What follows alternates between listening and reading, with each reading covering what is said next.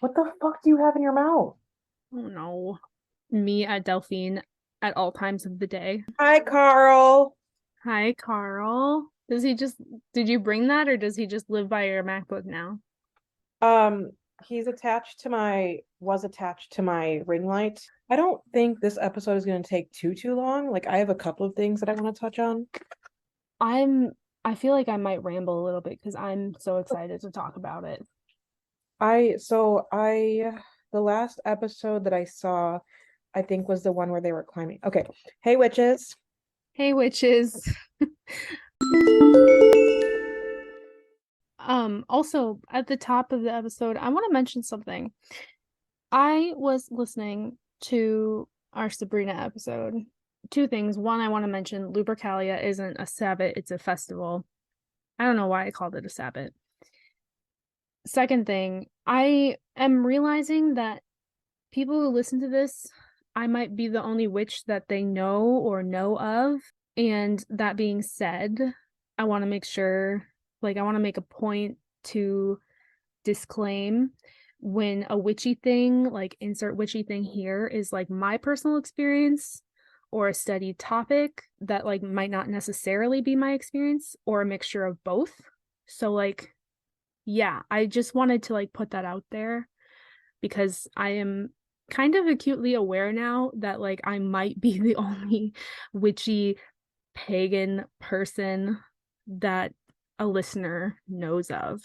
So, yeah, that was weird for me to realize. I'm going to be putting those disclaimers out now. Um, it's funny that you had mentioned Lupercalia because that is one of the tabs that I decided to keep open while I was closing tabs out for to get ready for this episode. Can you get your ass off the fucking table? You still Sit. had the Lupercalia tab open? Yeah, I still have the science of does a soul exist, Lupercalia, Hellenistic, horned, God, Baphomet. Today we're talking about Little Witch Academia, and I'm so excited. It's an anime. Yes, it's a magical girl anime. It was originally a short film, but then Netflix released like a full TV series version of it a few years later. There's two seasons and it's a pretty short watch. If you like lighthearted, good feeling, Silly. just silly anime, it's just such a good, I don't know, heartwarming show for me. I feel like there are some like more complex storylines within like the episodes, like the one with Diana and her family, the Mm. one with all the beef between Croix and Ursula, the episode where Akko was trying to help Constance with the boat thing. And like I think that one was kind of important because like not everybody wants to be social and you just kind of Mm, have to accept that. yeah. But sometimes people who don't want to be social still need help. And I think that was a really good like they're definitely not like point blank plot lines and stuff like that, but I think they're definitely, important and when you dig a little bit deeper, you do get some like more serious Yeah. lessons, storylines, etc. Basically, this anime is about a girl named Akko who does not come from a witch family, who's going to a school called Luna Nova, and it is a school for witches. And the reason she's going is because when she was a kid, she saw a magic show performed by a witch named Shiny Chariot, and it inspired her to want to be a witch when she grew up. And she wants to make people smile, and she wants to meet Chariot someday. She collects Chariot cards, and she has a poster of Chariot next to her bed, and she's like a huge fangirl, and it's adorable. But she has a lot of challenges she faces at the school. In the first episode, Akko is trying to find the bus terminal and she can't find it because there's no bus terminal because you have to fly there on a broom and she can't fly on a broom because she can't fly. Question real quick. Hmm. Can anyone become a witch at Luna Nova? So in season 2, I know you didn't finish all the way, and I'm really excited to tell you how it ends. So to answer your question about do you have to be a witch to go to Luna Nova? Well, I don't think so because Akko is not from a witch family, therefore I don't think she's like a quote unquote born witch.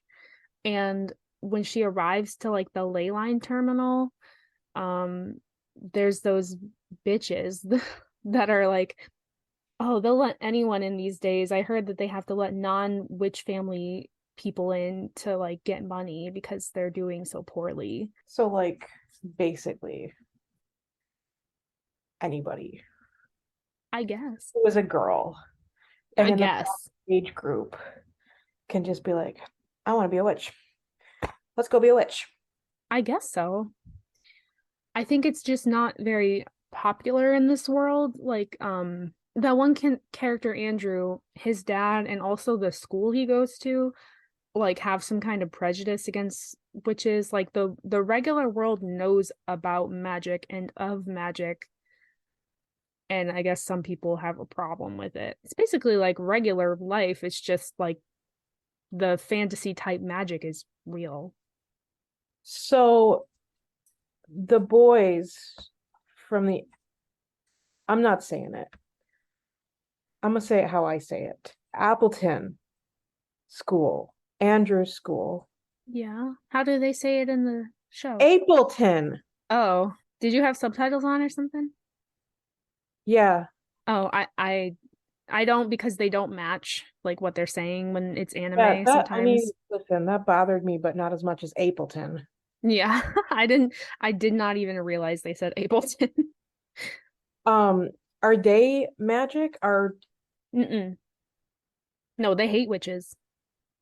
so they're not magic at all. Mm-mm. In one of the episodes, we talked about gender differences.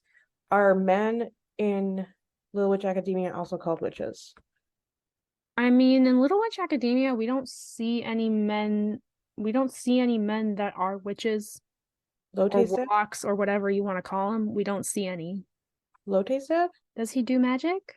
I don't remember, but there's also that shop owner who looks like Tony's He cousin. Lotte's parents own a magical item cafe, and the guy, the magical item cafe that's by the school is also run by a guy, but I don't know that they're magical people. Like I know that you need to have Lotte says you have to have a license to run those places, but I don't know that you have to be a witch to have the license. Okay. They don't really say. I need to talk about Susie too. I bet you don't like her. Um, she's had some character development. She's not as like standoffish as she was at the beginning. Susie is this character who is very, Obsessed with mushrooms and poison. yes, she's very grim and Her obsession is not like a cottage core mushroom. It's like an evil mushroom. she's I I like Susie. She's a huge jerk in the beginning, but she does come around and she does support Akko a lot in the last few Yeah, episodes of the second season. like there's a lot of character development for her and Andrew and Amanda. Mm-hmm. And well, we'll get to this in a little bit. Um, but in the first season or in the first episode, Akko meets Susie and Lotte trying to get to the freaking terminal. They crash into a forbidden forest trying to get there. And there's a thing called a shiny rod, like a big, strange looking wand with 7 jewels in it that sprouts out of the ground. Which is kind of weird. It's a Hmm? magical forest. Yeah. I mean, Yeah, Susie uses Lotte and Akko as baits to try and get a poisonous feather from this giant chicken dragon thing. dragon thing. That's That, honestly kind of terrifying. yeah, and its breath turns you to stone. In order to save everyone from this thing, Akko uses the shiny rod, which is Shiny Chariot's wand, to save them. Somehow, yeah. Yeah, somehow. In episode 2, we're introduced to Diana, who is Akko's rival. She's super perfect. She's trying to cure this tree that's sick, because there's a bunch of parasites on it, but it turns out that it's this butterfly that only hatches every 100 years. 120. Yeah, 120. And that there's a couple things that only happen like every 100 years that just so happen to happen while Akko's at school. I like Diana's character. Me too. Because she seems absolutely perfect, but you discover that she's not, and that she has her flaws, and she also owns up to them. And she also has very good character development. Yes. And you can see that she's not a bad character in the second episode towards the end, because she's trying to get rid of these parasites that are living on the tree. Now, let me be perfectly clear. By the word parasite, it does have a negative connotation, but not all parasites are bad. Okay, thank you. She's trying to get rid of these parasites that are on this tree, and Akko remembers, she recalls something from the depths of her brain, and I think it's on one of the chariot cards. Yeah, the Papiliodia. And she's like, wait, no, I know what this is. And Diana goes to cast a spell on one of the larvae or pupa, and she basically almost kills Akko. Once they realize what happened and what they actually are, Diana, like, she really does own up to like her mistakes and stuff. Yeah, and she helps Akko pronounce the proper spell to like help them hatch. I don't quite remember. And at the end, the tree is all better, right? And everyone's trying to give Diana credit, and Diana's like, well, I mean, wait, no. And everyone's like, well, who could have done this except for Diana? She's perfect. And Diana just kind of like walks off. There's a broom relay race. We get introduced to Amanda there. Yeah, Amanda. I don't think it's that important of an episode, but there is one part that's important, and there's a broom that's in the magic item cafe, and it's a broom that has to be chained up and locked in like a metal cage, because it's like it has its own will, like it just will fly off all crazy. And Amanda takes it to try and use it in the relay race, and it doesn't go well, and then Akko eventually gets on it. that doesn't go well either. Yeah, neither of them win, but that broom comes in later. The next episode, they Lotte, Susie, and Akko get detention because I guess off screen they stole sweets. Oh, Jesus. Okay. They stole sweets, and so they got detention, and then they snuck out of detention to go to Comic-Con, basically Comic-Con, for a book that Lotte is obsessed with, and it's kind of adorable. But this is like my least favorite episode for some reason. I always kind of tune out. I like the ending when Lotte meets the author girl and kind of like encourages her to write again. Yeah, it's sweet. Episode after that, there's this greedy dragon bitch. He steals the sorcerer's stone because he's using it as collateral for a really ancient loan. But it turns out that like the interest on the loan was never really applicable, and it was written in dragon script and no one could read it Except Diana. And Diana puts him in his place. Oh, the next episode, there's this fountain, which I didn't write down the name of, but it's like a magic star fountain, of like a fountain of Polaris or something. And Akko goes there because if you go there and you are worthy, you will be granted power. And in this episode, we're introduced to Andrew, who is a childhood friend of Diana's. They're not really friends anymore, though. A lot of mischief happens, but Akko didn't get to use the fountain. I don't remember that episode. She gets to the fountain, but then it disappears before her eyes, and Professor Ursula, who is secretly Chariot, and we kind of know that from the very beginning. Like there's no ifs, ands, or buts about it. Like they don't try to hide it.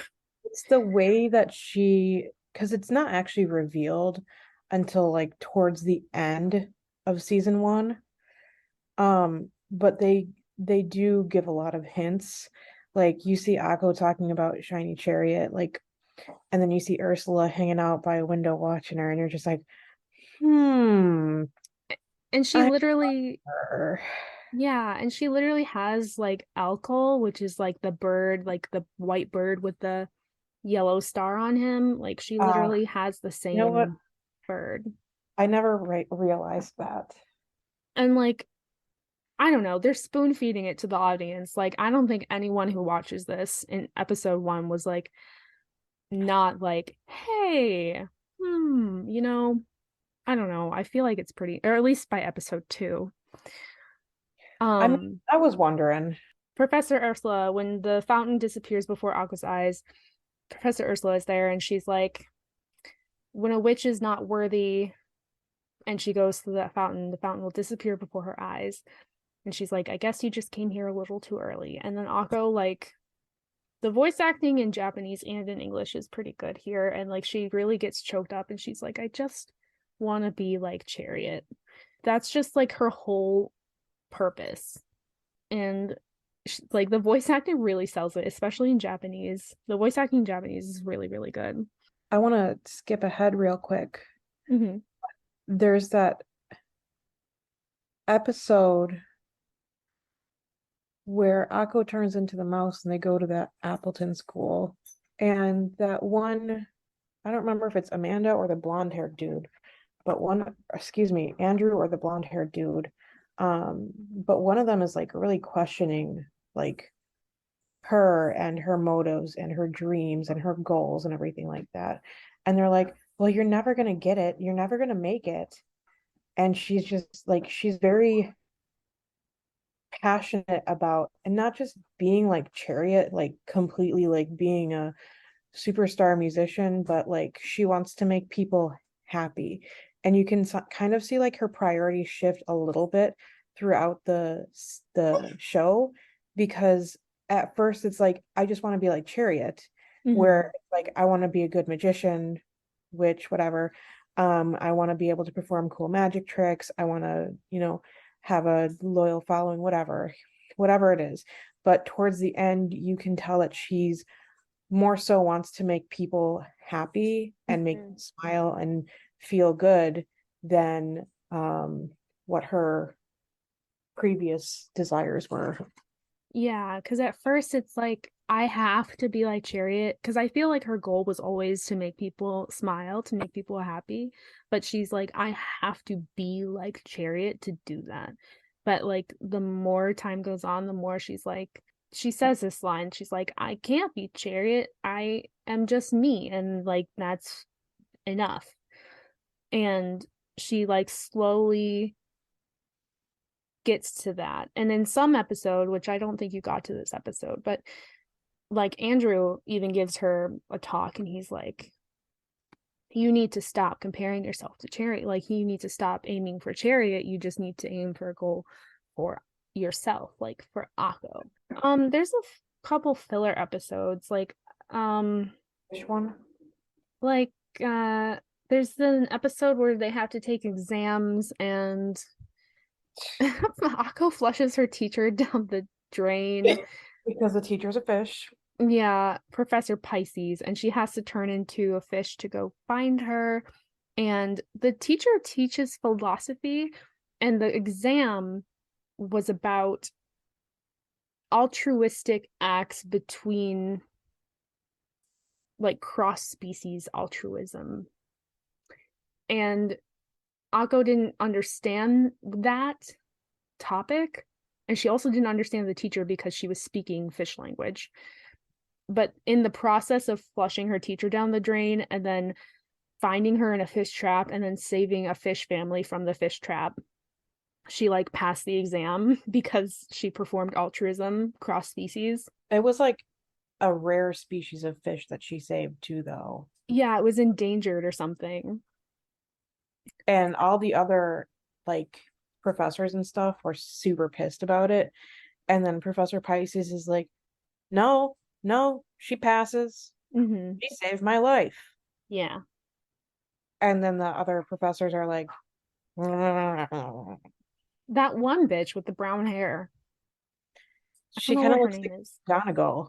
She does a little bit. The next episode is where Susie is performing an experiment. She accidentally puts herself under, and a bunch of mushrooms are growing around their house. Akko goes into her dream world to try and like wake her up and find her. And there's a bunch of Susies running around inside of Susie's head, different kinds of Susies. At some point, they all morph. Well, like the evil one morphs into a giant Susie. Do you remember that part? It's really scary. I don't remember that episode either. Oh my god. My second least favorite episode. I kind of I think I always skip that episode. Um but watching it, like there's this one part where the evil Susie like morphs into this giant monster, and like it's actually very scary looking. But the very small amount of plot in there is that Susie is like actually very appreciative of Akko, even though she's kind of an asshole to her sometimes. There's an episode where um Susie, Latte, and Akko accidentally resurrect a dead person. Turns out to be the headmistress's dad. That one was cute. That was so cute. That one's very filler because I don't think there's any real plot that happens in that one either. So there's 3 filler episodes, really. So far. Yeah. Next episode, Andrew has a party and Akko, Lotte, and Susie sneak in with like a Cinderella spell, and Susie releases a Cupid bee. It's like a love potion type thing. Like Yeah. the first person you see, you fall in love with, but it's only like temporary. Yeah. And so it stung Andrew, and then he looked at Akko, he fell in love with Akko. And then it stung Diana, and at some point Diana looked at Akko and she fell in love with Akko. At some point it stung Diana again, and she was looking in a mirror and she fell in love with herself. Lotte was getting a lot of attention, and at the end, like when the spell wore off, because it only wore off once they smashed the bee, all the boys like dispersed from Lotte. And they said something kind of mean. I don't really remember what they said. And Lotte was like, oh, that figures. And it made me really sad. But there was that one boy, And he was interested in Lotte. Frank. Frank is his name. He was really cute. And he did ask her out on a date, but she said that they would be better off as friends first. I thought that was really cute. And then they never revisited that. No, they didn't. Maybe she just wasn't interested in him. This next episode, I just wrote down Blue Moon Ghost, High Priestess Professor Woodward. She goes into a cave and the ghost can give her her deepest desires, I believe. And she said she wants to be like Chariot. It was like an evil ghost, and like it's another thing that only happens on a blue moon. And of course, Akko's there at school when it happens. She says she wants to be like Chariot, but then she realizes that she would lose a lot of her friends or something like that as like a consequence, I guess. A trade. And she decides against it. I don't know if it's because she turned it down, but somehow it turns the ghost into Professor Woodward, who comes back into the series like a few times. And Professor Woodward is this like really beautiful nature spirit looking motherfucker that actually tutored like Chariot and Professor Croix, who comes in later. I don't like Croix. I have complex feelings about Croix. The next episode, they mention Sawen, which we've briefly talked about. Yeah. They have this thing they put on, and everyone gets assigned tasks for it. It's like a festival or something. And everyone has a job to do, like, food or decorations. And Akko, Latte, and Susie get assigned to be the sacrifice for something called Barawa,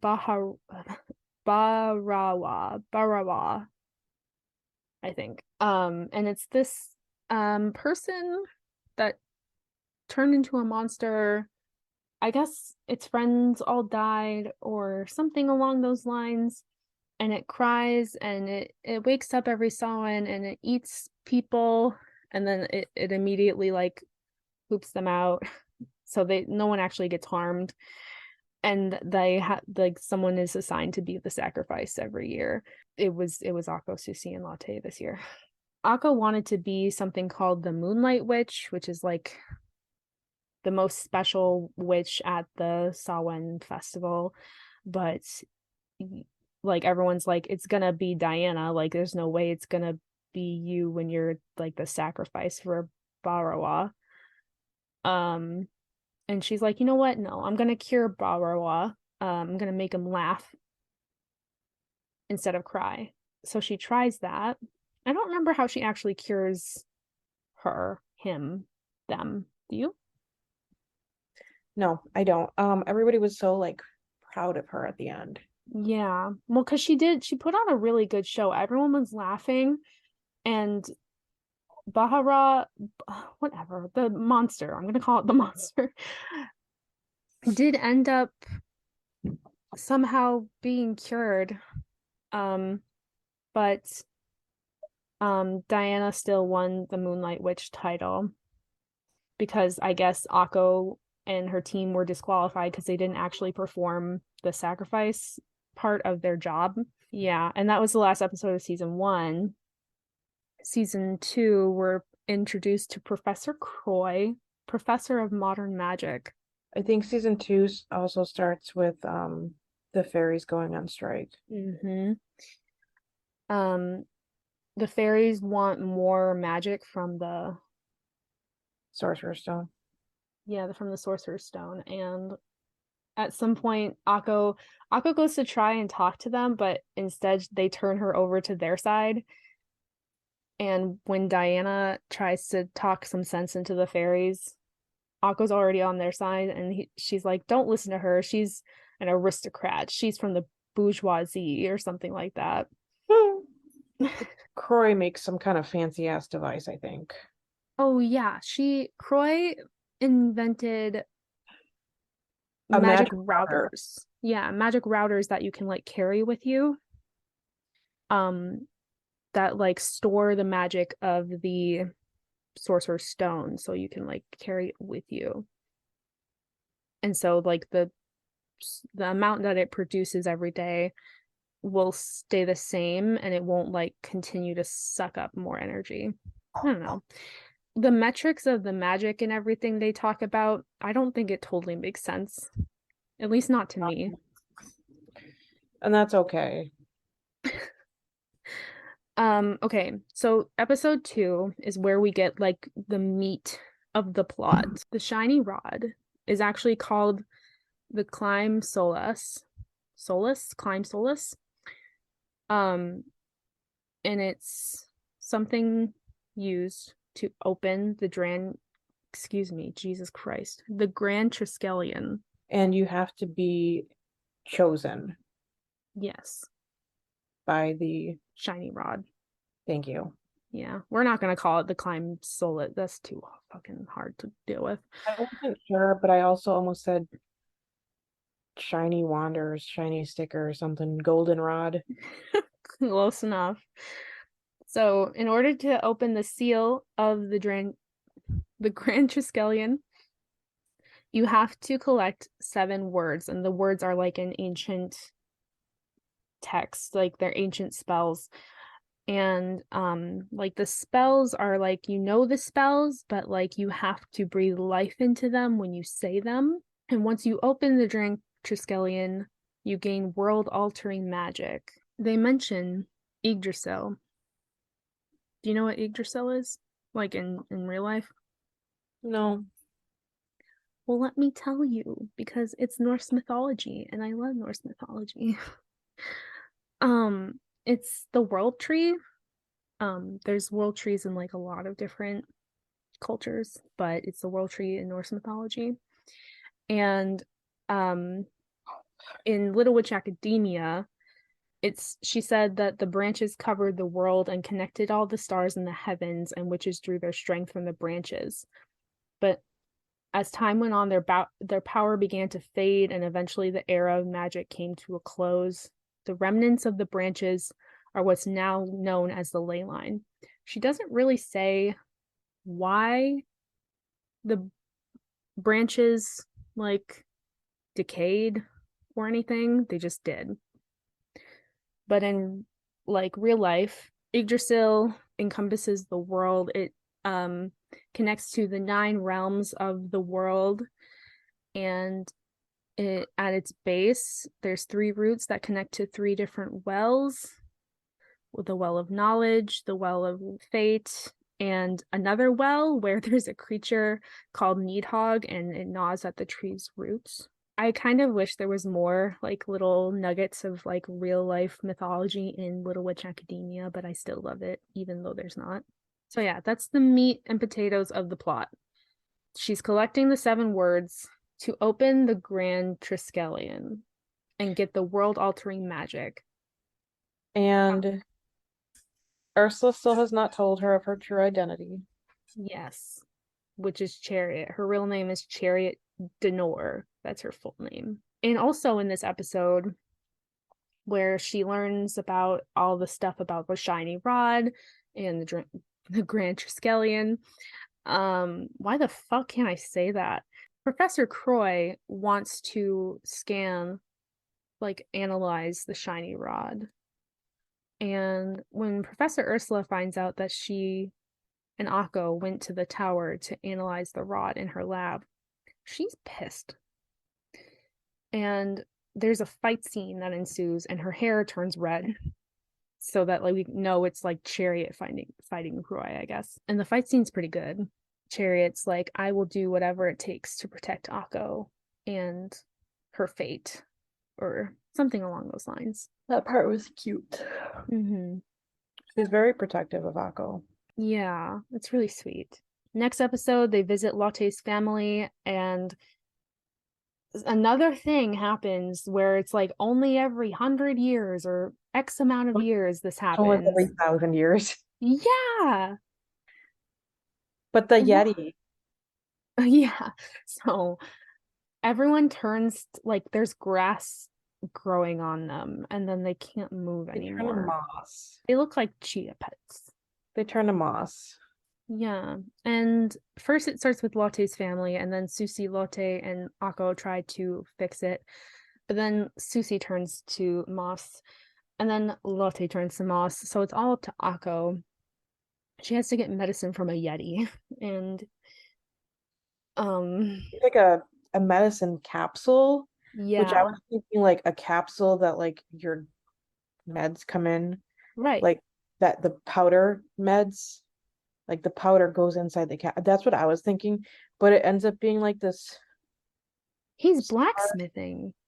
looking thing. I don't know what the fuck it is. I don't know what it is either, but he keeps getting it like not quite right. And then Akko keeps like asking for him to Inside do it thing. Yeah. again. And then he runs off because he's upset. And then apparently he had been reading mean comments online about his work. And then she gives him a pep talk, and then he makes it. And then it's still not right because it's too It's too big, but she big. takes it anyway. And guess what? It works. Yeah, she could have just taken the first one, I bet, but it's fine. I don't think she finds a word that episode, one of the 7 words. That's another filler episode. So we're up to 4 filler episodes. Next episode, this is the one where Amanda goes to the boys' school with Akko. They sneak in because they heard that they have the Holy Grail, and Akko thinks that that might be the key to unlocking one of the 7 words. However, it turns out that the Holy Grail was like one of Croix's. She has these little cubes that can turn into other things, and the chalice, the grail, breaks into little cubes and it infects this giant suit of armor. And Amanda has to fight it. But the boys at the school try to punish them because they hate witches for whatever godforsaken reason. And they go on a literal witch hunt to find Akko, who is disguised as a mouse. And she finds the Holy Grail and she goes to bring it back to Amanda, but these dudes have her chained up and they're like, "Well, kill that mouse." They call her a rat. Can we talk about how they were wearing these black pointy hoods? You know what? I tried to block that out of my fucking brain. I don't know what that was about. Where did they get where did they get this imagery for a witch hunt? Because I don't know if they got some wires crossed or what happened, but like I was sitting there the first time I watched this and I was like, I don't think that means what you think that means. So the boys who are witch hunting, they're wearing Robes. these hoods. They're just hoods over their regular uniforms. They look stupid. And they're just the hoods over their regular uniforms that are black, but they look like Ku Klux Klan hoods, but they're black. Mm-hmm. And it's like not the full robe, it's just the hood, but where did we cross our wires? Where did we lose it? Where did we lose the plot? I meant to look online and see if anyone talked about that, but I never got the chance to. Guess what? I got a window open. But while you're looking for that, Amanda beats the robot suit of armor thing, and she saves like one of the dickhead boys in the process. And they're like, oh, maybe witches aren't so bad. And him and Andrew like defend the witches against some like grown men, and they take the blame for like the destruction that happened at the school because like some giant suits of armor fell down and made some like ruckus. So, but yeah, those hoods. Did you find anything? Reddit. Oh, what'd they say? The hoods remind me of something, but I don't know what. That's gotta be a joke. Spanish Catholics. Oh? Oh. Oh yeah? So it is, okay. Capirote. I don't know if that's the right way to say that. But they wear the hoods and they're in different colors. I'm seeing red, black. You know what? I remember reading something about this. But they're much, much, much taller. I remember this. I remember reading something about this. Okay, say more words about it. Capuchas de Semana Santa, the best fashion choice. Okay. But I remember, maybe it was on Tumblr. I read something about those hoods being in different colors in Spain or Portugal. Maybe both. Somebody says it's their reverse KKK. I literally like I don't remember anything about what I read. It was a long time ago. Somebody spelled Akko but with 3 Ks. Okay, don't love that. Akko didn't wear it. Leave her alone. Somebody says those are birthday hats. It's Reddit. Reddit can be either like a great place or like the worst place. There's like no in between. Love me some Reddit. Yeah, same. Medieval Punisher hoods. Says the hoods were based on the kind worn by medieval torturers and executioners. It has nothing to do with the Klan. Okay. That I can get behind because that would make sense because they were literally planning on torturing like Amanda and Akko. It says, why did they choose somebody? This is a Tumblr post. I love Little Witch Academia, and I also know that sometimes the Japanese might not fully understand Western culture because let's face it, knowing stuff about another culture can be difficult and complex. But why, oh, why did they choose to represent witch hunters as Black KKK members? Those could be from the KKK or just could be some old medieval Punisher hoods. In any case, it doesn't really matter, considering this is a cartoon about little witches going to magic school in a fictional parallel England. Not, oh, okay. Not everything has to be 100% accurate to the actual history, and also considering the various examples of Western cartoons making references to Japanese culture, Trigger has actually nailed many details right compared to them. That's true. They don't mention any specific countries in this show. They don't say like they say that Akko is from a different country from Diana, Mm-hmm. and they say that Andrew's country, the country that they're in, is at war with another country, but they never name any names. Mm-hmm. Um, so they never say American or English or Japanese. They never say any of those words. Still, I think it's a strange choice. You like regardless of what world you're like creating the work of fiction in, like you live in this world where that hood means a thing.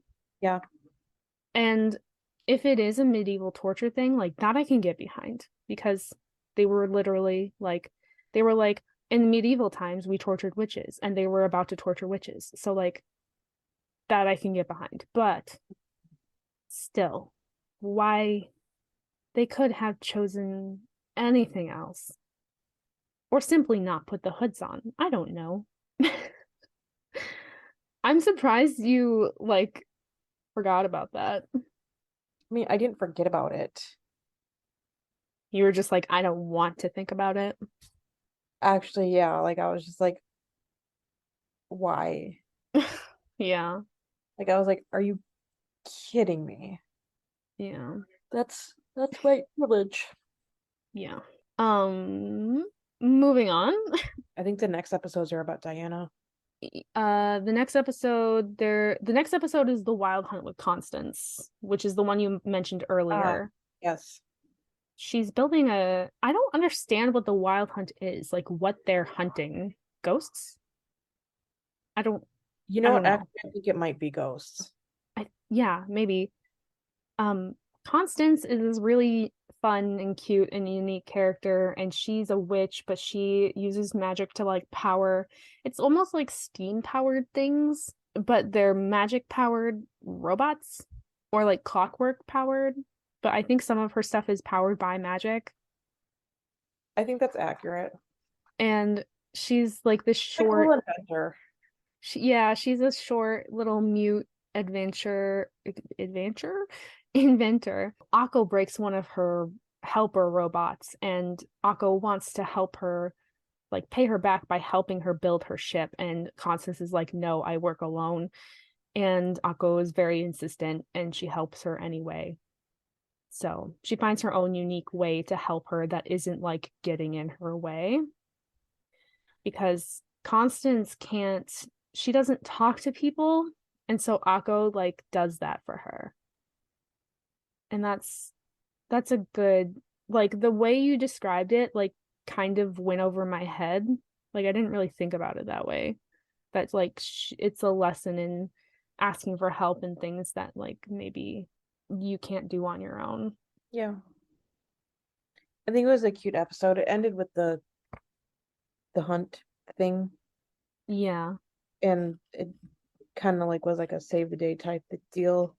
Yeah, the boat that they built turns into a giant Gundam. I haven't heard that word phrase in a while. Oh, Gundam. Yeah, When's the last time you heard it? 2017, 2018. Oh, wow. Because there was this guy at Parkside that was a Gundam Mm. fan. And The next two episodes are about Diana. She has to leave Luna Nova because she got a message from home. And Aqua's like, no, don't leave Luna Nova. What the fuck is wrong with you? And Diana's like, leave me alone. Thanks. Aqua follows her to her family estate. Anyways, and hitchhikes with Andrew and his dad or something. yeah. Um, because Andrew and his dad is a congressman, His something dad is like, an important man. yeah, he's like a statesman or something. And they're going to Diana's family's house because apparently Diana's family, while Diana was gone, was arranging to sell some of their family heirlooms.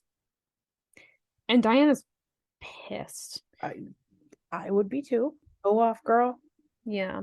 They end up not buying any of them anyhow. But it turns out Diana is related to one of the 9 old witches, who are these very important witches that like founded the academy. I think is what they are. Diana and Akko also have like a really good like moment together when Yeah. Diana's kind of like explaining the entire situation. Yeah, Diana's mom had passed, and Diana was trying to become the head of the family, and she had to go through a trial. But her aunt is a total, what's the word you used in one episode? Madam Bitch. I did not. Yeah, you did, and you're the only person I've ever heard who's used that term, and I think it's perfect for this character because she's Madam Bitch. God damn it. And so Madam Bitch attacks Diana while she's trying to do her little trial to become head of the family. And Akko is like, hey, we gotta go save her. So she does. And then Also, her name is like Dylan or something like that. yeah, I can't remember, but it's weird. And her aunt and her cousins are assholes. And there's bonding between Diana and Akko. I don't remember how Diana decides to come back to Luna Nova, but she does. It's something Akko did. Yeah, it always is. Akko saves the day. Yeah, as always. So yeah, Diana comes back to Luna Nova, even though she said she wasn't going to. The next episode, Akko's trying to get one of the words, one of the 7 words. Yeah, Professor Ursula is like, oh, well, this is the word, and yeah, she doesn't tell her where it is, even though she knows where it is. And so Akko talks to Professor Croix about the word, and she's like, oh, you can probably find that at the top of this tree that has dangerous pollen in it, in Wagandia. And if you inhale this pollen, it's really dangerous to witches, and you might lose your magic power, or you might not be able to fly anymore. Lose your ability to fly. And Yeah.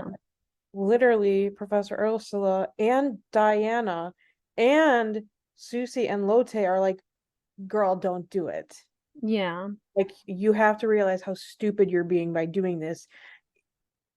It goes into bloom, and when it goes into bloom, the pollen goes out.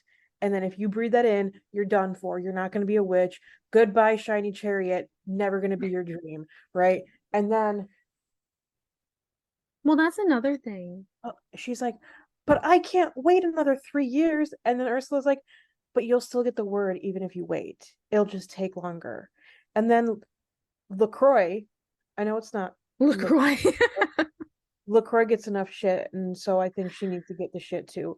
Is like, oh, I'll take you to Wagandia.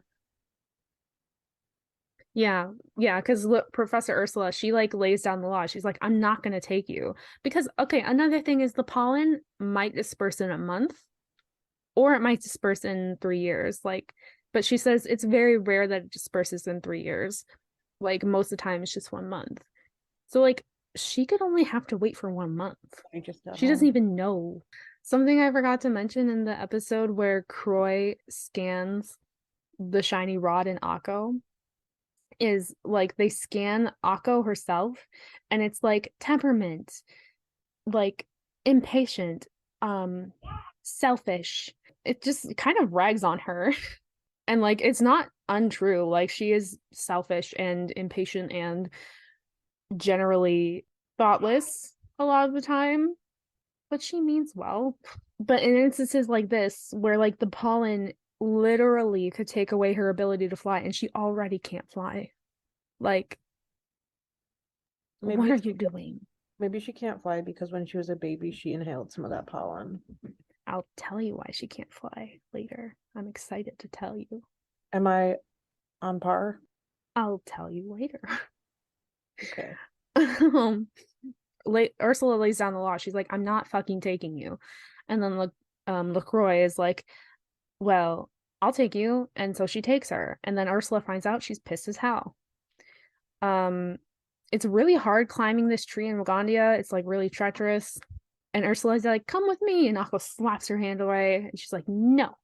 Because during this time that Croix was taking her to the tree, she's been planting little seeds of doubt about Ursula, being like, I don't know, maybe she doesn't want you to have the 7 words. Anyways, the pollen comes because the pollen. Akko's whole argument is that, well, Croix said the pollen isn't supposed to start spreading for some time because Croix's argument is like, well, Ursula gets her times mixed up sometimes. So, and she's just being a conniving little bitch, A witch bitch. a witch bitch. And she gets towards the top of the tree, not all the way, but like she gets quite a ways up there. And the pollen starts blooming, and she's like, the pollen, it's blooming already. And it's like, whoa, it's like people told you that that was going to happen. She wasn't able to use magic or tools to get to the top of the tree, so she doesn't have like anything with her that could help her get to the bottom real quick. Yeah, without dying. Yeah. She does fall though, and Ursula catches her. Because Ursula's Um, good. Ursula's I love Ursula. Or Chariot, I guess. I love her. I love her so much. She protects Akko. Like she wraps herself around Akko to like try and protect her from the pollen. And we don't really know this for sure until a couple episodes later. It's only hinted at because we don't really see her try to use magic or use her broom except for one time, but she does lose her ability to fly because of this. Oh, Yeah. So yeah, and she wrapped herself around Akko and she kind of broke their fall. And Akko's like, when they get to the bottom, and Akko's like, "Oh, I said like such mean things to you, and you're always there for me." And it's like a really sweet dialogue that they have together, and their relationship is just so so sweet. I love this anime. it's very like it's very clear that it seemed well, I can't say because I didn't really finish, but it seems like Ursula is willing to sacrifice a lot for Akko because of the shiny rod, So how it shows her. I think in this episode, she might have said it in this episode because at some point Ursula talks to Croix because she before she goes up to save Akko, she's like, Croix's like, do you know why I keep interfering? And it's because Akko's the only way for you to get your dream. And I think Chariot's dream was to like make the world smile. And that's Akko's dream. And so and Croix is just like, no. Croix is just being a mega bitch. And when Ursula's like, I'm going to protect Akko, Croix's like, don't go up there. You're going to lose your ability to fly. And she goes up there anyway. And her robots start to like fly up to stop her, but then she says cancel. During the past few episodes, there's been like little hints here and there that her little robots have been up to more things. And in the next episode, after the tree episode, Croix, her little robots have been collecting like anger energy from humans through an app. So there's like a riot because of a soccer game. So stupid. Because of a soccer game outcome, there's a riot. You know what? I saw that because it was at the very beginning of the episode, and I was like, I do not have the brain power to watch this. Yeah. And that's when Frank is like, oh, people have been using this app called Refresh, and you use it to like, it's supposed to have a calming effect. But what it was really doing, Croix had developed that app and it was collecting people's anger. This was getting all sucked up into her shit. Um, I don't remember what she was doing with it. It was nefarious though, of course. And Akko was in town as well because Andrew was in town and he's like, hey, I have your hat because she left it in his car when she went to go visit Diana to try and get her to come back from Luna Nova. Mm-hmm. And so they were both in town, and Croy's like, oh, you're here too. Hey. And Akko's like, what are you doing? And she's like, oh, I'm collecting anger energy. She calls it like noir energy, noir magic energy, something like that. She says that she's like collecting the energy from the humans via their anger. And Akko's like, that's kind of fucked up. And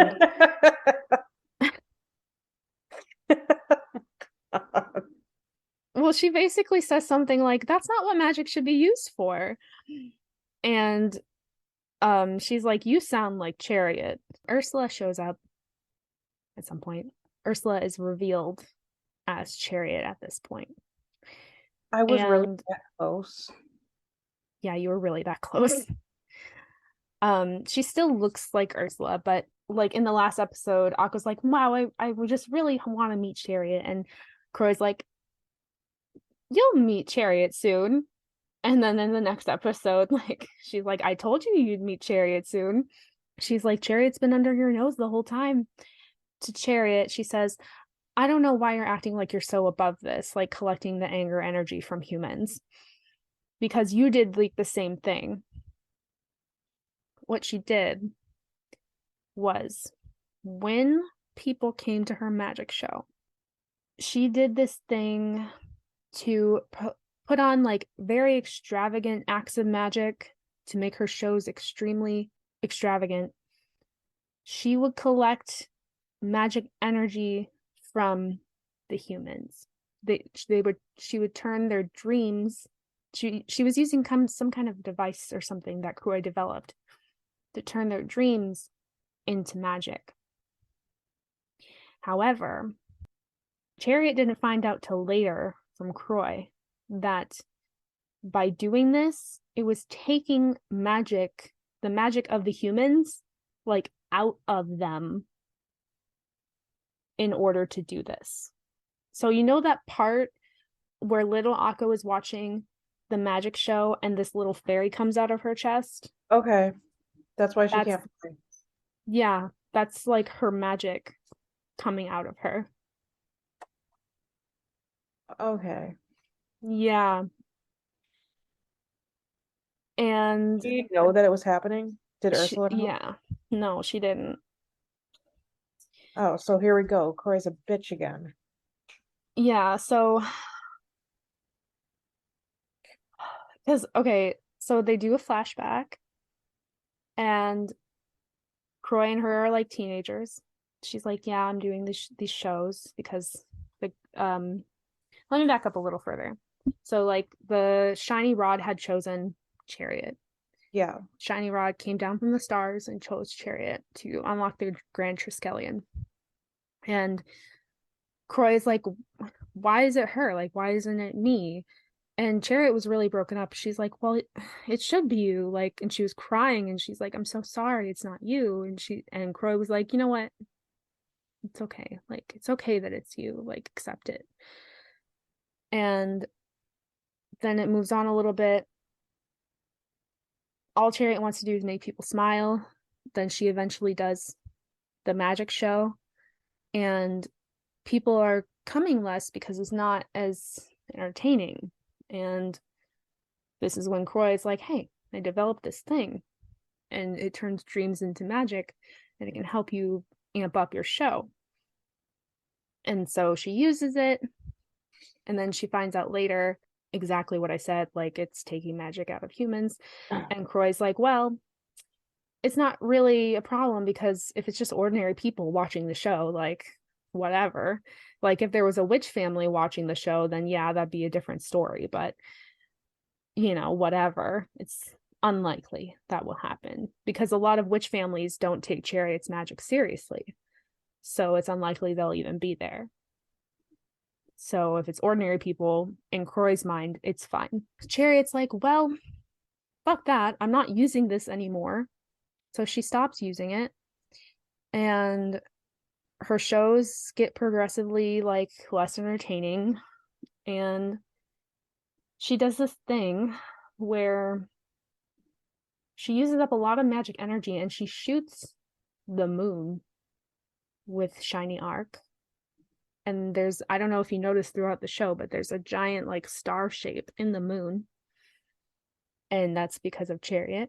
Croix sees this and she wipes everyone's memories. And Croix's like, I'm done. Like, I'm done with you. Bye. And that's when Chariot like disappeared for 10 years. And she went off and became Professor Ursula and became a professor at the academy. During this backstory, Akko, after finding out about Chariot and everything, like that Professor Ursula was Chariot, and that Chariot did that with the harvesting people's dreams as magic, she went missing. Akko went missing. Yeah. So everyone's out looking for her. Latte's like pretty like especially upset because she's like, I never really had to think about the possibility that she's like actually not coming back.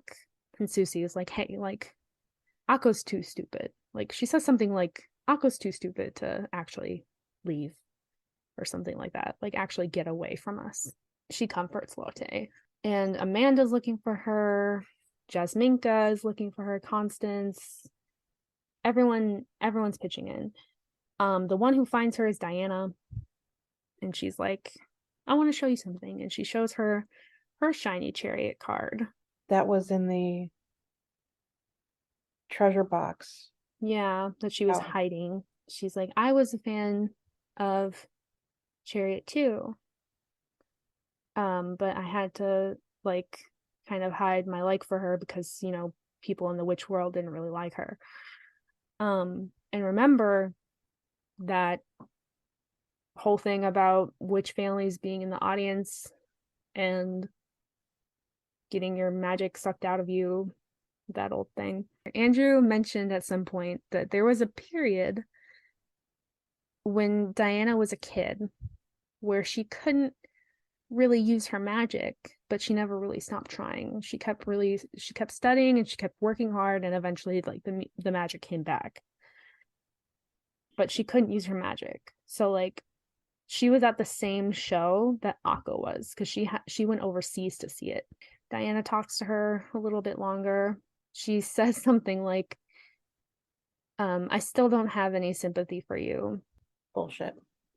She's like, you can still work hard and like get your dreams, and she gives her a really good pep talk. So And did Diana like not lose her magic, or she lost it for a little bit when she was a kid, just like a short period. Yeah. Okay. And I think it came back probably because she was from a witch family. Okay. And she had been doing magic beforehand, maybe. So like it made it easier to like go back to doing it. Before Diana found Akko, she went to Professor Ursula and she was like, hey, we never finished our talk from earlier. Because she tried to talk to her earlier and she's like, I'm busy, sorry. She's like, oh, well, I'm busy right now, sorry. And Diana's like, okay, I'm just gonna ask, are you Chariot Denor? And she's like, yeah. And she's like, why are you just sitting here when Akko's lost out there? She needs you now more than ever. And I don't know, Professor Ursula's kind of being like a little bitch. Like she's being ridiculous. Diana rounds everyone up and tells them about, she doesn't tell everyone that Professor Ursula is Chariot, but she tells them everything else and why they need to go find Akko. So leading into the next episode, Akko's going back to school because obviously she was never leaving. But if there was a question that there was, like, she's going back to school. We're back to Professor Croix, and she has a plan. And her plan is to open the Grand Triskelion. She's overloading on like human anger energy because the riot's still going on about this stupid ass soccer game. Her plan is to overload on human energy, go to Arcturus Forest, the Forbidden Forest, and open the seal. She never says what she wants the world altering magic for. She just wants it. She gets it. She opens the seal, but then it's like all fun magic. It's She a can't stick. use that because she's not fun. it's like a little stick, and she's like, "Is this really it?" Okay, and she like uses it, and like it's bubbles, and then it's like stars, and then it's like rainbows, and she's like, "What the fuck?" She gets really angry and upset, and Professor Woodward shows up, and she's like, "I don't know what to tell you," and she's like, "If you aren't gonna like choose me, then like why are you even here? Why are you even entertaining this? Why am I even allowed to open the seal?" Then the sorcerer's stone collapses, like it falls down because it's usually levitating. It falls down and it's drained. The ley line vanishes. All the magic goes out at Luna Nova. All the magic goes out everywhere. Croix's plan backfires. Like all of her little things turn into a giant monster. And Akko saves the day. She finds the last word, the seventh word. She gets the world altering magic. But that's not the last episode. Because Croix's fuck up is bigger than she thought, because Croix's like defeated. She's like, okay, whatever, I'm over it. Fine. Her leftover bots ended up as a missile creature. And it's just kind of going haywire, and like it's headed towards another country. And the witches are kind of like, okay, we have to stop this. But the witches don't have enough magic to stop it because of all with all the bullshit with Croix's routers not working anymore. They devise a plan because Akko believes. So the girls team up. It's Amanda, Jasminka, Constance, all the girls. And she's like, we're the new 9 witches. And that's counting Croix and Chariot. And they form like a big ass broom that fits 7 of them on it. Croix and Chariot stay behind. And they all like pitch in to like get them higher and higher and higher and farther and farther. And eventually they start running out of magic. When it's just Akko and Diana left on the broom, they start running out and like sinking down. But then, like, for some reason, this like the witches going after the missile is being streamed like a video to everyone, like worldwide. And the people are watching it. So when they start to go down, the people are like, well, the witches will do something. So the people start to believe in them. And it's like Tinkerbell style, you know? So they get power from their like them cheering them on. And then they start going up again.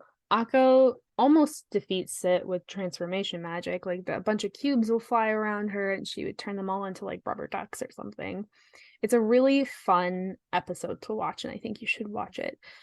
However, Akko falls off the broom, like plummets. She's still falling because they're up really high. And then Diana falls off the broom. But then Akko arrives to catch Diana, and she's on the legendary broom, the red one. Ah, One, the crazy broom. the crazy broom. It came and found her, and she was flying it. Um, so everyone's belief revived Yggdrasil. Like, I guess you could like see Yggdrasil like wrapping around the world. Um, and Akko and Diana defeat the giant missile monster with Shiny Arc. Like, they both are pulling back on the bow, and they do Shiny Arc together. And the explosion sends shooting stars all over the world. That's cute. There's growth for Andrew and Andrew's dad, because like this whole time, like a bunch of statespeople and the whole world, but like statespeople were watching it like in a boardroom because they were like, we don't know what to do. Like, tell the minister, tell whatever. So Andrew's dad and Andrew were in the room watching it on the monitor. And Andrew's dad was like, maybe I misjudged witches. Maybe you can tell me more about the usefulness of like witches and magic and stuff. And so like not only Andrew like had character growth, but like also his dad. So like I think that's pretty sick. The shiny rod disintegrates in Akko's hands and it goes back up into the sky to be stars. Croix leaves the academy, and her goal is to go break Wagandia's curse so that Ursula can fly again. Oh. Yeah. Also, I think I forgot to mention in the episode before the last episode, when they beat like the mini boss, basically, it like attacks Croix at first, but like Chariot fights it off. And at one point she like jumps into its mouth. And this is when like Akko saves the day and like Chariot's fine. Croix's like, leave, like you're in trouble. And Chariot's like, I'm not gonna abandon you. And that's kind of like their relationship. Like, even though they've been through like so much turmoil, I don't know, there's still that bond between them. And now Croix's gonna fix her curse, hopefully. It cuts to a little bit later. Akko's trying to fly. Doesn't look like she can fly. Everyone's gathered around her because she gathered everyone because she's like, I think it's gonna be the time. I think it's gonna be the time that I can fly for sure. And it's not looking like she's gonna fly.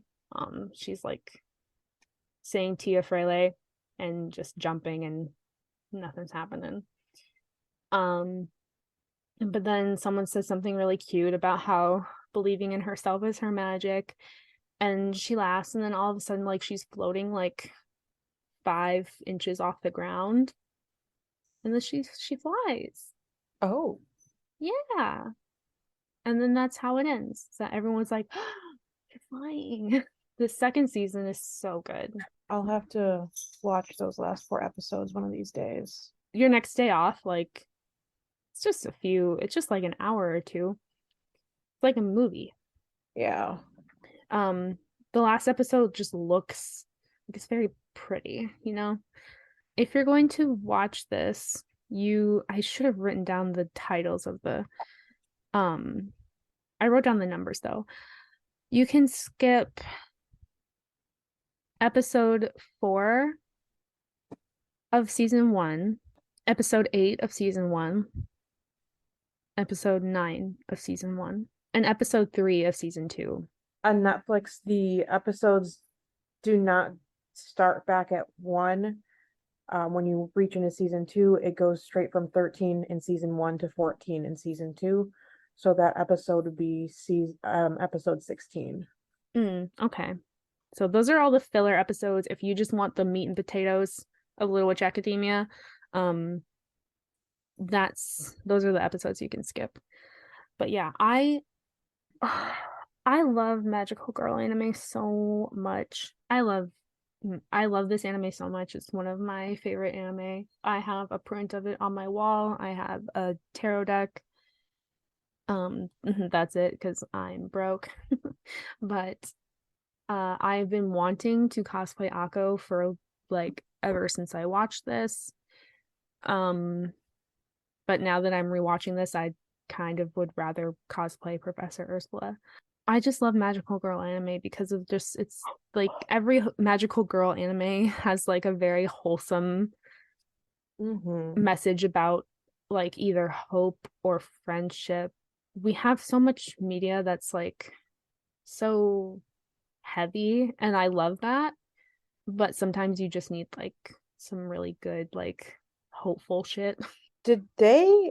There's another series.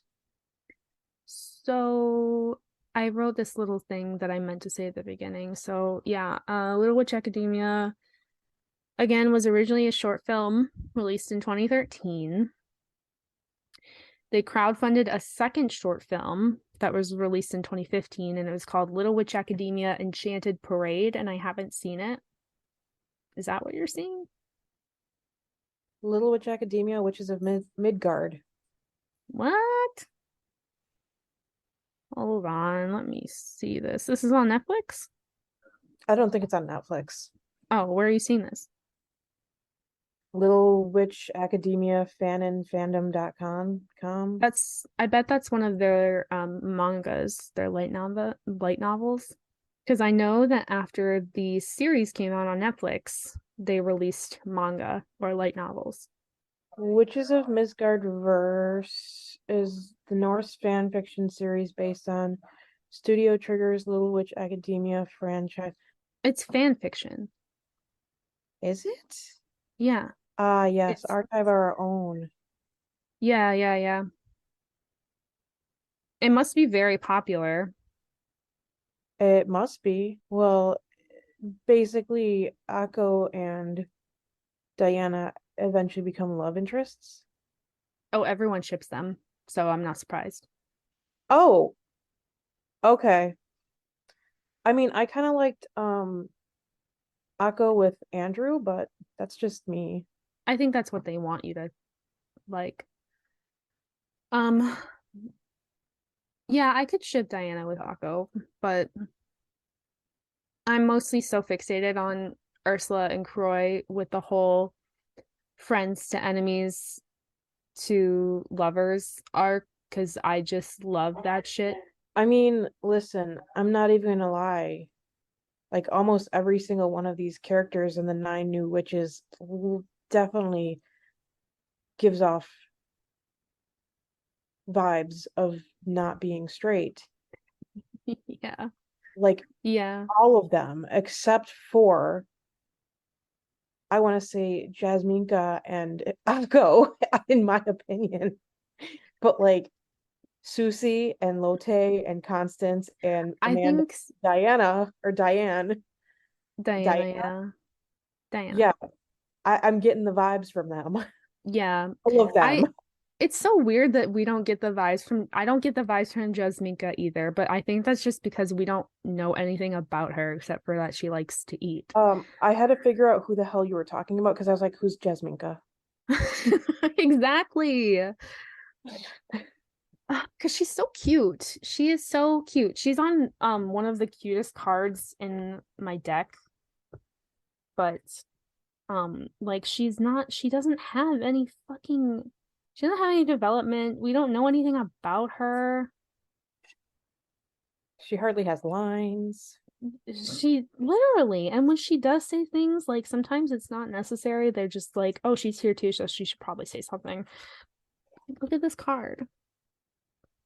Isn't that Oh, that's so cute? adorable. Right? It's one of the cutest cards in the deck. It's for temperance, which I think is funny because that's all about like balance and like restraint. And she's like, she has a snacking problem. And as someone with a snacking problem myself, I can relate. I also So have a snacking problem. she's I w- adorable. I I ordered Target drive up pickup yesterday because I was hungry and I got all kinds of snacks. Mm-hmm. and I didn't need them. If you want to be technical, no one ever needs snacks. But like me, I don't know how you eat, but like I'm a That grazer. I'm gonna say that's incorrect because I feel like there are a lot of people who eat snacks for like blood sugar and stuff like that. True, true, true, And true. I People, often eat snacks to give myself a little boost of energy, like especially at work. If I'm starting to get a little drowsy, I will snick, snack, snick, snack. I graze throughout the day. Like I don't eat a lot of meals. I'll instead like eat small things. Um, it's either like I eat small things or I don't eat at all, which is not healthy. I know, but I'm working on it, okay? But yeah, people do need snacks for blood sugar for sure. Like I know people with like diabetes will keep like a bag of Skittles, like a big bag of Skittles in their bag. For example. I usually grab literally one Reese's pumpkin, or I'll grab Pop Tarts.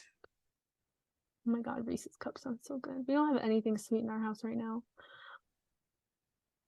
I bought like Keebler Elf fudge stripes. Stop. We have some Oreos, which I have not touched yet. Oh my God. Been in the house for like 2 months. We just got paid today, so we could probably go grocery shopping, but like, oh fuck. I just got so hungry and I just had dinner. No, my coworker came over to get a heater for her fish tank. I ordered Taco Bell and I was like, hey girl, hey, so if I buy you something, will you pick it up? I cooked hoisin. I'm not gonna say this right. Hoisin. It's I think it's Chinese. Honey chicken for dinner. It's like a certain kind of sauce. Hosian. I got this. Hoisin. Hoisin? Hoisin. I had hoisin honey chicken for dinner with green beans and rice. It was very yummy and filling. It might be like hoisin. Oh, hoisin chicken. Or I'm not sure because I don't know if they pronounce that the I the same way that they do in Japanese, but like in Japanese the SI would be C. Yeah, Japanese would be so easy if the grammar was the same. I know, and it's not, and that was eventually my downfall when I was taking Same. Japanese because I took it in high school. I don't know if you did, but I took it in high school. No, I tried to learn it as an adult and then I fell off the wagon because like I just always do. Like I've been trying to learn Turkish recently and their grammar is also fucky and it's like this is why I'm sticking to French. Like I just need to stick to French and just really de-rust my French because their grammar is grammar I can understand. Yeah. It's like the sentence structures for Japanese and English are different, and the grammar is different as well. And that was ultimately my downfall because I don't think I would have been able to complete a third year of Japanese. I've been wanting to learn Swedish and like other languages that I am actually related to the countries that those languages are from. I Hmm. think that would be neat, but I am intimidated and also like part of my brain is like settle down. Just focus on French because you don't even use that. You don't have anyone to speak French to. I wanted to learn German because at one point I wanted to move to Germany and live with my brother while he was in the Air Force. And so I wanted to learn German, even though most Germans speak English. Mhm. And if the German that you're speaking to doesn't speak English, the person next to them does. Right.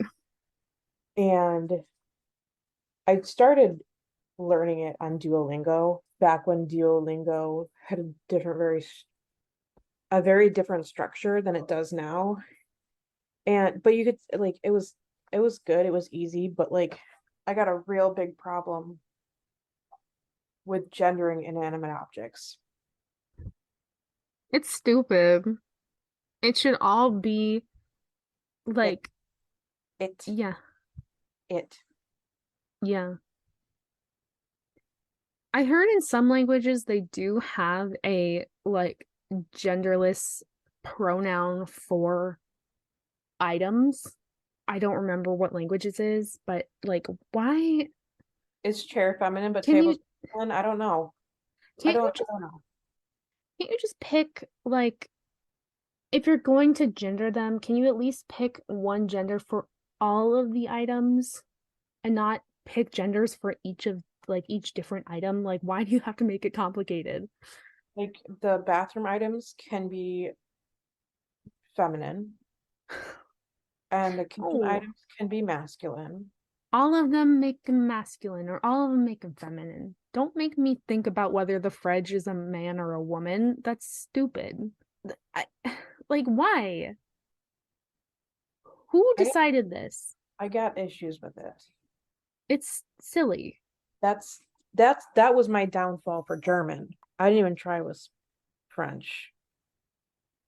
If you practice French, like, I can help you practice French. I'm not an expert, but Well, just practice French and then eventually one day one of our podcast episodes is going to be in French.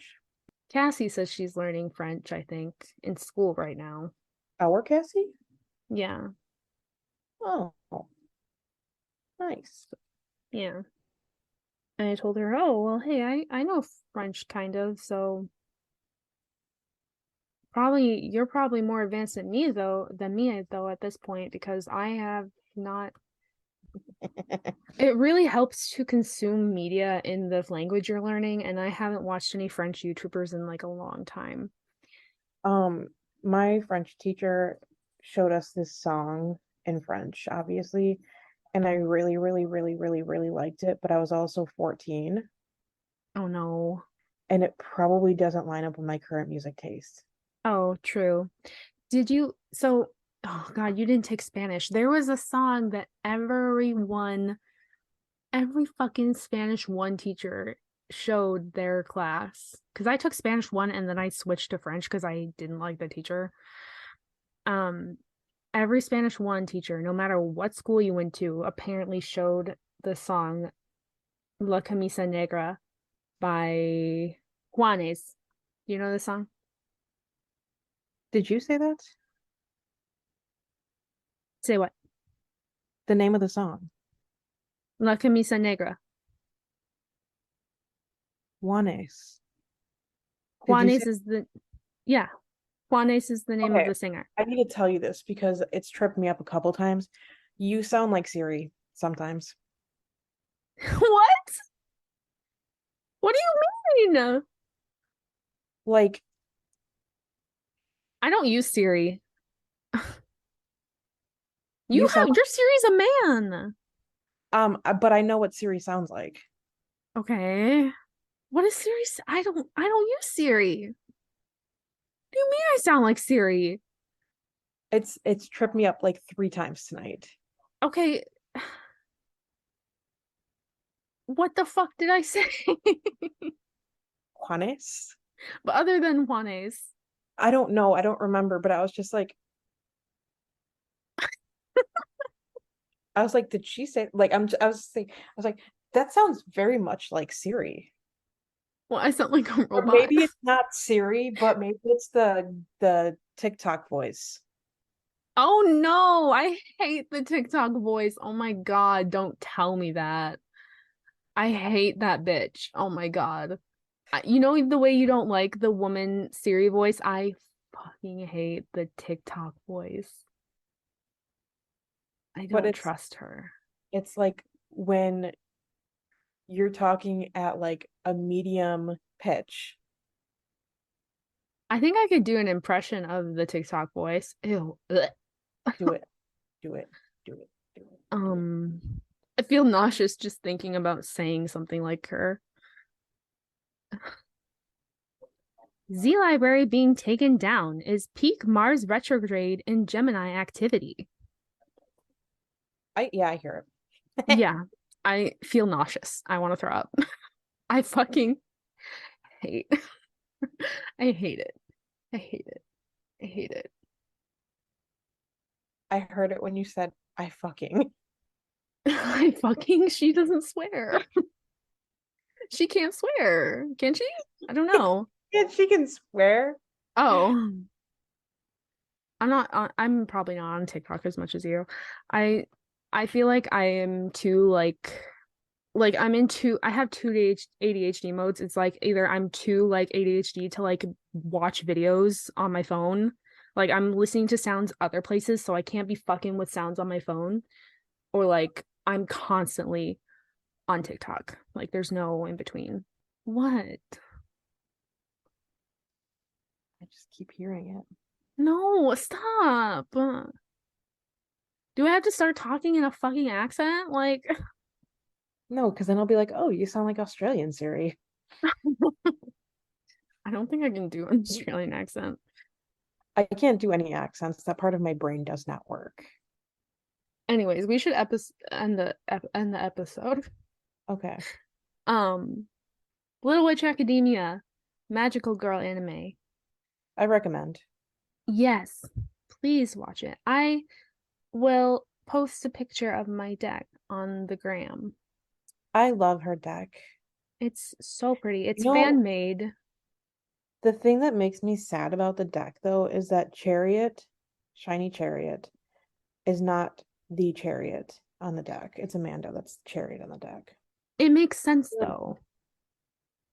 Even though Shiny Chariot isn't the chariot is about being like full speed ahead, and that is very much Amanda, and she has that like broom that like needs to be chained up with her in the card art.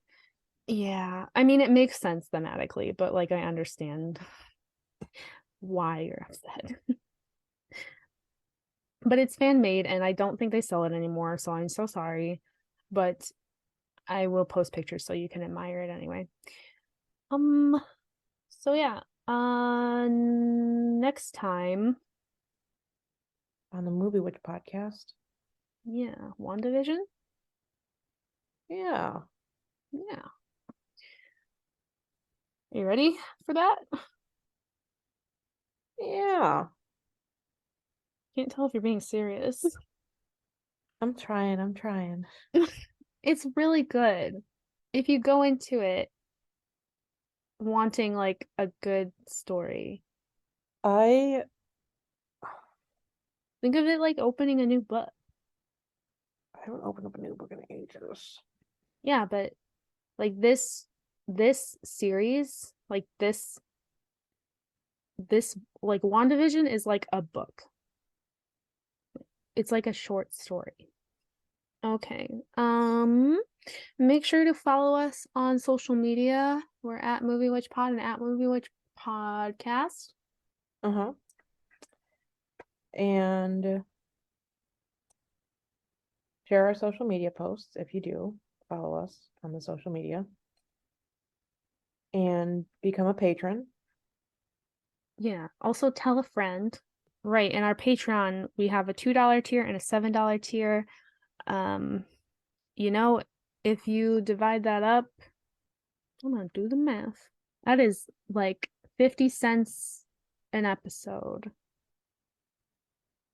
Yeah, which I don't think is so bad. I didn't me either.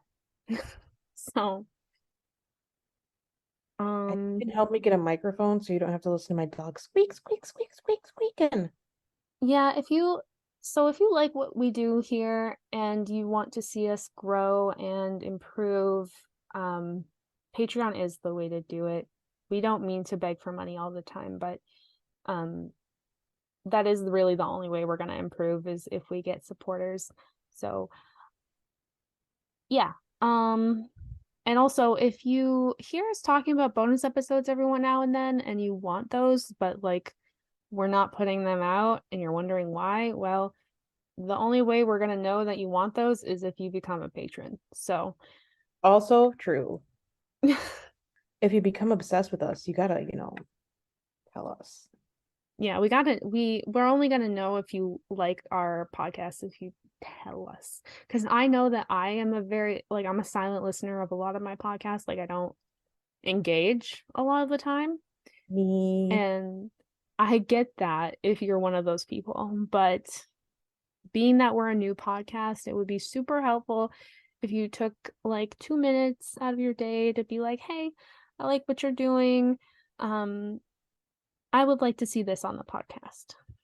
Yeah. Even if you don't support us on Patreon, but that would be nice if you Send did. us a message on Facebook or Instagram or Twitter. Also, leave us a 5-star review. I'm really bad at asking for reviews at work, but I only have to do it here like once a week, so. Yeah. So that's it. We'll talk to you next week. Yeah, until next time. Bye, witches. Bye, witches.